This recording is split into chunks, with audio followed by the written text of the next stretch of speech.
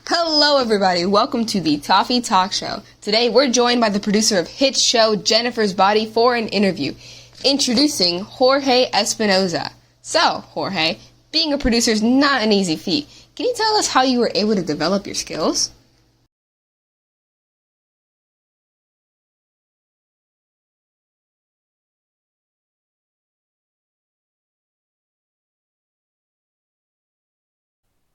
Thank you, Tassi. Well, actually, I'm really new when it comes to being a producer in that regard. Actually, surprisingly enough, I used to make YouTube videos when I was little, so I have like editing skills. I know how to create like a little story, like narrative, like arc. So when it comes to production specifically, I'm actually really new to the business, which is what actually, if there was anything that I improved on a lot was that, and the whole editing and different shots and angles. When it came to like, for example, though, like the narrative, like what the story was about, me and my colleagues had a lot of like a lot of discussions, a lot of brainstorming, because half the time we wanted to, we didn't have a full on vision for the story, but well, we did, but we couldn't recreate it with the amount of time we had. So we had to limit ourselves to like a small chunk of like the overarching narrative, and that's what we decided to focus on.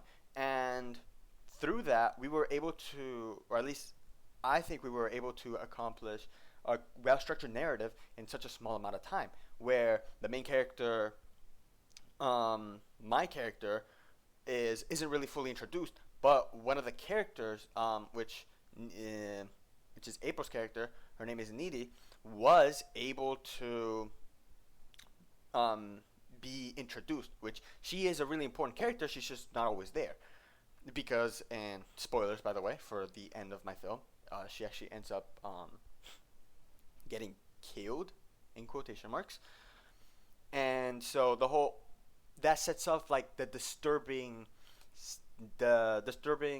it's a disturbance in the equilibrium from like the whole like everything's just calm, like it's just a regular movie about teenagers and stuff like that, regular film about that. And so that's why the short film that we produced is a really important one, at least to us, because it sets off the entire story. I see. Did you have any issues or obstacles with your production that you'd like to share with the folks at home?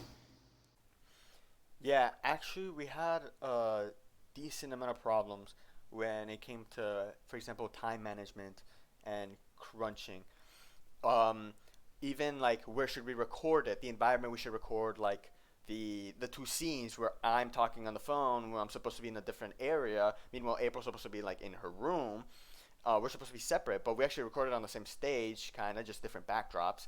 We were in the same area, and that helped us a lot with efficiency. It was a solve. It solved the problem of efficiency because we didn't want to. We were running low on time, and so in order to create the scenes, we had to like be very efficient with it. But I think everything came out like how we wanted it, and the whole point of me even starting as a producer is to once again make those mistakes, make some issues, because we also had the issue of memorizing lines.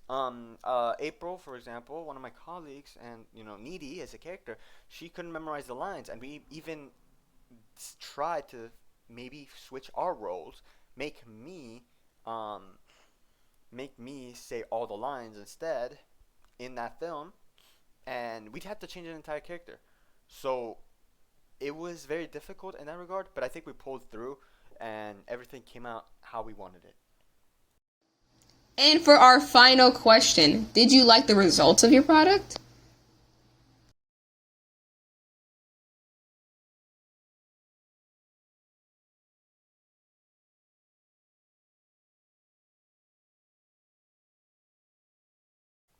I actually enjoyed the results. I liked how it all came out. I liked the theme, like how good I was able to introduce the main villain. You can't even see her that well. It's just like a blob, or like it's just an entity kind of, which I really tried, covering her up as much as I could.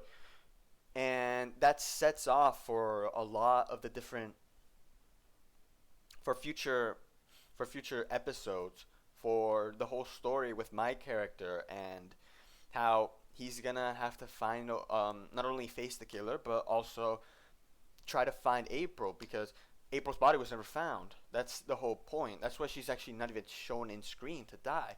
So it's this sense of suspense too at the very end, which was my favorite part.